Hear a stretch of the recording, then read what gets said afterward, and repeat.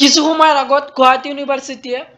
BSc BCom 5th সেমিষ্টাৰৰ যেটো admit card আছিল তো সেই এডমিট কাৰ্ডটো তোমালোকক ডিক্লেয়াৰ কৰিছে তো তোমালোকে নিজৰ মোবাইলৰ পৰা কেনেদৰে উলোৱাবা এডমিট কাৰ্ডটো তো সেইখিনি প্ৰসেস আজিৰ এই ভিডিঅ'ৰ যোগেদি তোমালোকক দেখুৱাম যেটো তোমালোকৰ অহাকালি এক্সাম আছে তো আহা ভিডিঅ'টো স্কিপ নকৰি ভিডিঅ'টো একলৈ চাই থকা তো তোমালোকে প্ৰথমত তোমালোকৰ নিজৰ ক্ৰম বা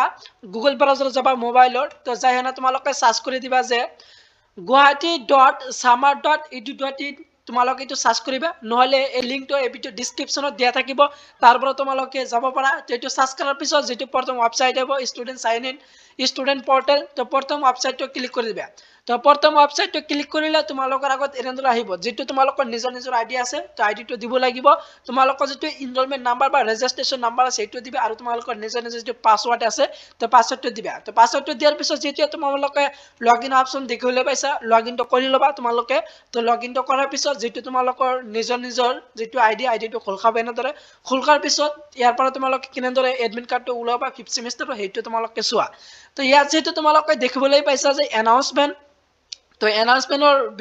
হেকত যেটো তোমালোকৰ দিয়া আছে যে হেকৰ অপশন যে click here to download examination admit card তো তোমালোকৰ এক্সামিনেশনৰ এডমিট কাৰ্ডটো ইয়াৰ পৰা তোমালোকে ডাউনলোড কৰা হয় তো ইয়াত click here to download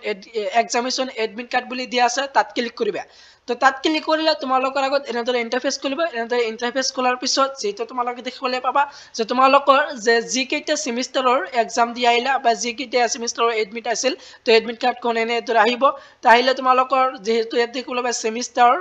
1 semester 2 semester 3 semester 4 সকলো সেমিষ্টাৰে তোমালোকে এডমিট কাৰ্ডটো আহি পৰিব তো তোমালোকৰ যেটো প্ৰথম যেটো দিয়া আছে তো সিৰিয়াল নম্বৰ 1 যেটো দিয়া আছে তো 5th সেমিষ্টাৰ যেটো এডমিট কাৰ্ড তো এটো হল 5th সেমিষ্টাৰ এডমিট কাৰ্ড তো এটো 5th সেমিষ্টাৰ যেটো ভেৰিফাই বুলি দিয়া আছে তো ইয়াত যেহেতু অ্যাকশন বুলি দিয়া আছে অ্যাকশনৰ যেটো ভিউ অপশন দিয়া আছে তাত ক্লিক কৰিবা তো তাত ক্লিক কৰিলে যেটো তোমালোকৰ নিজৰ যেটো এডমিট কাৰ্ড আছিল 5th সেমিষ্টাৰৰ BA বা BSc BCom তিনিখন ষ্ট্ৰীমৰে হয় তো